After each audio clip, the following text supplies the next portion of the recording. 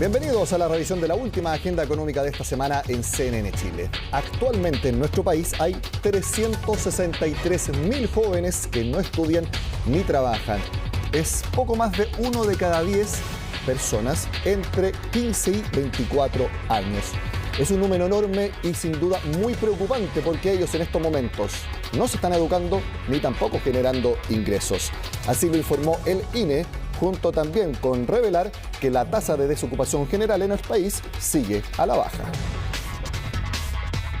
Las razones pueden ser múltiples: cuidado de personas dependientes, deserción escolar o estar a cargo de las labores domésticas. Los Nini, el grupo de jóvenes que ni estudia ni trabaja, alcanzaron las 363.000 personas de acuerdo al último boletín de desempleo del INE. Mayor cantidad de mujeres que de hombres y con una brecha de género de 42.752 personas. Esto equivale al 13,7% de los 2.600.000 habitantes entre 15 y 24 años y preocupa a los expertos porque son potenciales trabajadores que no están generando recursos de ningún tipo. Hay muchas razones para estar inactivo donde la persona sí está generando un valor social, solo que esas personas que cuando se habla de que no trabajan, es que no trabajan remuneradamente. La tasa de desocupación vio su quinto descenso consecutivo en el año y ya nos acerca a los niveles prepandemia. Entre julio y septiembre llegó a 8,4% con una caída de 3,9 puntos respecto a 12 meses atrás. La mayor contratación estuvo en el comercio, construcción y servicios de alojamiento y comida, aumentando además la fuerza laboral. Se siguen creando empleos y se sigue recuperando la tasa de participación laboral y de fuerza laboral, es decir, de personas que están saliendo a buscar trabajo. La buena noticia es que se crearon 86.000 empleos en un mes. La mala es que de ellos el 77% son informales. De hecho, la tasa de ocupación informal creció 4,2 puntos y se ubicó en 27,7%, siendo las mujeres las que más se dedican a estos trabajos. Los motivos van desde la creación de microemprendimientos que se originaron con los retiros de fondos, la posibilidad de adaptar la jornada laboral a las propias necesidades y las remuneraciones que no se ajustan a los requerimientos de los trabajadores. Si las condiciones de esos empleos son malas, entonces a la persona le conviene racionalmente ejercer un empleo que sea por cuenta propia, donde al menos tiene la ventaja de la autonomía. Todavía quedan 780.000 empleos por recuperar y las vacantes se van abriendo paulatinamente. El Laborum, por ejemplo, poseen 260.000 en áreas como ventas, atención al cliente y logística. Que quienes encuentren un nuevo empleo en este periodo podrán optar al IFE laboral, que les darán un bono de hasta 250.000 pesos mensuales por 4 meses. Las mujeres siguen estando en desventaja al momento de ingresar o retornar a la fuerza laboral. Es más, la tasa de desocupación femenina nuevamente superó a la de los hombres y se ubicó en 8,6%. Hablamos ahora del proyecto para el cuarto retiro de fondos previsionales y del segundo anticipo en rentas vitalicias. Finalmente, los comités del Senado no lograron ponerse de acuerdo, por lo tanto, la iniciativa no se verá la próxima semana. Sobre los proyectos de ley de indulto y de cuarto retiro, se va a discutir en comité fijado el efecto para el día martes la fecha de puesta en tabla. ¿Qué problema tenemos con estos dos proyectos? Primero, que no han ingresado a la tabla, no han llegado los informes de las comisiones, se va a dar cuenta de hecho el día martes. Muchos colegas han planteado que si no hay claridad de cuáles van a ser las modificaciones en la discusión en particular, no puede votarse en general. Entonces, en ambos casos hay que construir los acuerdos para poder proceder a la votación.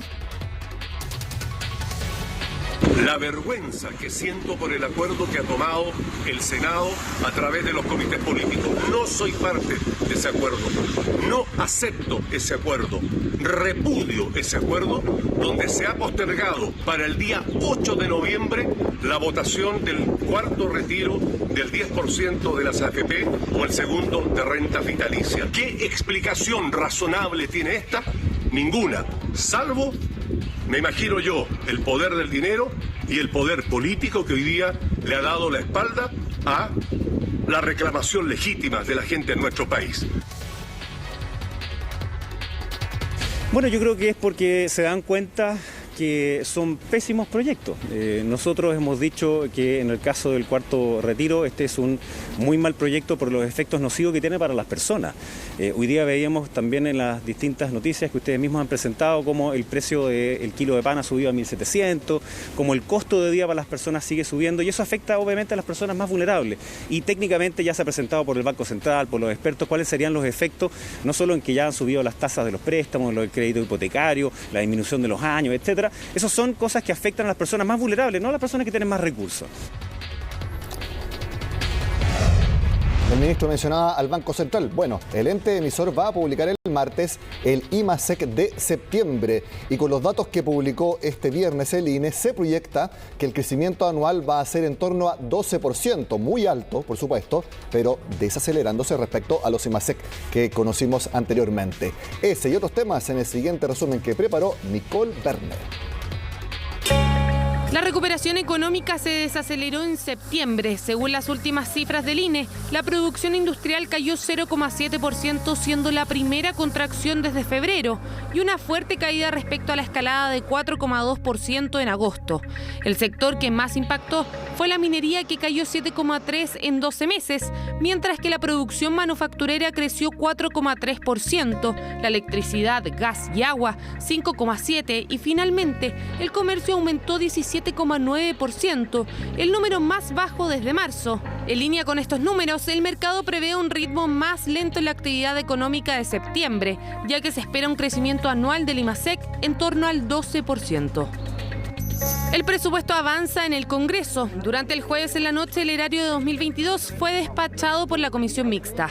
El debate estuvo marcado por la intención de los parlamentarios de avanzar en una ley sobre reparación de las víctimas de violaciones a los derechos humanos en el marco de la crisis social. Aún así, ahora el proyecto quedó listo para que la Cámara y el Senado lo revisen. Las partidas de 9 ministerios fueron rechazadas, mientras que el resto fue aprobado y con algunas indicaciones. Codelco saca cuentas alegres para el Estado. Entre enero y septiembre casi cuadruplicó sus excedentes en comparación al mismo periodo 2020.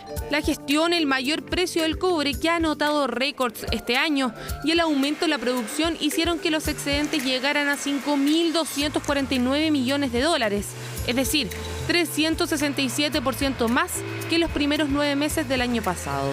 Además, la producción superó en 20.000 toneladas a la registrada al tercer trimestre en 2020, pese a las huelgas ocurridas en la división andina. Buenas noticias recibió la TAM. Junto con lograr más plazo para presentar su reorganización en el marco del capítulo 11, el Tribunal de Defensa de la Libre Competencia aprobó el acuerdo entre la Fiscalía Nacional Económica, Delta y la Aerolínea Nacional. Esto luego de que ambas compañías pactaran una alianza estratégica para las rutas hacia Norteamérica.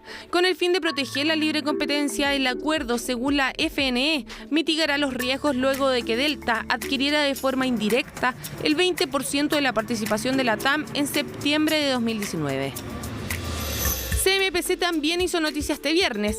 La papelera acordó la compra del 100% de las acciones de la firma brasileña Carta Fabril por un monto cercano a los $200 millones. Esto significará una producción total de 380.000 toneladas anuales de papel tissue en Brasil, sumando las operaciones actuales en dicho país, más las fábricas de la firma cariocas ubicadas en los estados de Río de Janeiro y Goiás. Se espera que la transacción se concrete en los próximos 150 días. Hacemos la pausa en la agenda económica y al regreso analizamos cómo funciona el sistema de reparto de pensiones en Europa. Muy importante en esta actual discusión porque hay propuestas en ese sentido dentro de la carrera presidencial chilena. Ya volvemos. La tasa de dependencia, entendida como la población de 65 años o más, en relación a las personas que tienen entre 20 y 64 años, se va a duplicar en las próximas décadas en Europa. Eso sin duda implica una serie de desafíos muy relevantes para el sistema de reparto de pensiones en ese continente. Analizamos esos desafíos y también cómo funciona ese sistema con el economista de BBVA Research y también profesor de la Universidad de Valencia. Lo vemos en pantalla a Rafael Domenech, que está en contacto desde Madrid. Rafael, gracias por estar en CNN Chile. A vosotros, encantado de estar con vosotros, Nicolás. A mí me interesa mucho entender cómo funciona este sistema de reparto en Europa, porque si bien acá tenemos un sistema mixto, hay propuestas de candidatos presidenciales que hablan de un sistema de reparto. Entonces, la primera pregunta, Rafael, ¿cómo funciona este sistema allá? Bueno, en Europa en general, en casi todos los países también tenemos un sistema mixto, ¿no? En el que hay básicamente 3 pilares. 2 de ellos son de capitalización, el segundo y el tercero, el segundo de empresas, el tercero a nivel individual, pero el más importante en muchos países es el primero, que es este pilar de reparto, en el cual las personas que están trabajando cotizan, una parte de su salario va a la seguridad social y con lo que recauda la seguridad social se pagan las cotizaciones de las personas que están jubiladas, ¿no? Con la promesa, por así decirlo, de que cuando las personas que ahora están pagando esas cotizaciones se jubilen al cabo de unas décadas, pues en función del dinero que han aportado a lo largo de toda su carrera laboral, se va a calcular la pensión que en su momento tendrán que pagar las personas que estén trabajando en el mercado de trabajo. Este es básicamente el funcionamiento y sobre esto, pues sobre este esquema así bastante general, luego los países pues introducen cambios, peculiaridades. Hay países en los que este sistema es más o menos generoso, en el que las cotizaciones son más o menos elevadas. Hay países en los que el sistema se financia no con cotizaciones a la seguridad social, sino directamente con impuestos, y a cambio de eso la pensión es la misma para toda la población, es básicamente una pensión asistencial. Y en otros en los que la pensión se paga con estas cotizaciones a la seguridad social, eso no impide que haya una pensión mínima que se financia con la aportación que hacen los estados a través de los impuestos generales que recaudan. Aquí se ha hablado de que, por ejemplo, la cotización individual de los chilenos, esto es una propuesta, la cotización individual de las personas vaya a un sistema de reparto. Y la pregunta es, ¿cómo opera en la práctica este sistema de reparto? Porque para que funcione bien, todos tienen que cotizar, no que solamente unos pocos y que se le cargue la mano a otros. La idea es que todos aporten, ya sea a través de una cotización o, como usted mencionaba, a través de impuestos. ¿Así es en Europa? ¿Allá nadie se salva de cotizar? Sin duda, nadie se salva de cotizar o nadie se salva de pagar impuestos, ¿no? En general, cuando el sistema es contributivo, y esto lo que significa es que la contribución a la seguridad social es la que sirve para calcular la futura pensión. Eso significa que absolutamente todos los trabajadores, sean por cuenta ajena, sean asalariados, sean por cuenta propia, sean trabajadores autónomos, todos pagan una cotización a la seguridad social. Con esas cotizaciones, que son función del salario, porque suelen ser un porcentaje, por ejemplo, en España, para que las personas que nos escuchan se hagan una idea, la cotización social es del 28,3% de todo el salario. Y por lo tanto, ese 28,3% de todos los trabajadores es lo que financia a la seguridad social. Se puede modular, hay algunos trabajadores que no pagan exactamente esta cantidad, pero en general un asalariado con un salario medio tiene que pagar el 28,3%. No se escapa, por lo tanto, nadie, y en función de los años que uno ha cotizado y de la aportación que ha hecho, por supuesto, a aquellos que pagan ese 28,3% de un salario mayor, pues tienen derecho en principio también a una pensión mayor. El sistema, por lo tanto, es contributivo. En función de lo que uno aporta, va a recibir la pensión en el futuro. En España se cotiza el 28%, eso es casi el triple. Es casi el triple de lo que se cotiza acá en Chile, que es solo 10%. Por eso he dicho esa cantidad, porque efectivamente conozco la diferencia tan grande que hay entre Chile y España. Independiente de cuál sea el sistema de pensiones, sea de reparto, sea mixto, mezcla reparto con contribución individual, por eso se llama mixto. Independiente de eso, se tienen que cumplir las siguientes condiciones, lo que usted mencionaba: En nuestro caso, por ejemplo, subir la tasa de cotización, que está en 10%, y usted me decía que es casi el triple allá. ¿Eso es algo que se tiene que hacer sí o sí, independiente del sistema? A ver, si queremos que las pensiones futuras representen un porcentaje relativamente elevado del salario medio, tenemos que hacer eso. Y aún así, seguramente es insuficiente, porque por muy elevada que sea la cotización social, es muy probable que no sea suficiente como para hacer frente al cambio demográfico. Es decir, ese sistema de reparto funciona mejor cuando la tasa de dependencia es baja, es decir, cuando hay pocas personas jubiladas en función del número de personas que están cotizando, que están trabajando. El problema que tenemos aquí en Europa es que en general, en casi todos los países, como consecuencia, por un lado, de que son dos excelentes noticias, o sea que esto no es un problema. Vivimos más, la esperanza media de vida es cada vez más elevada.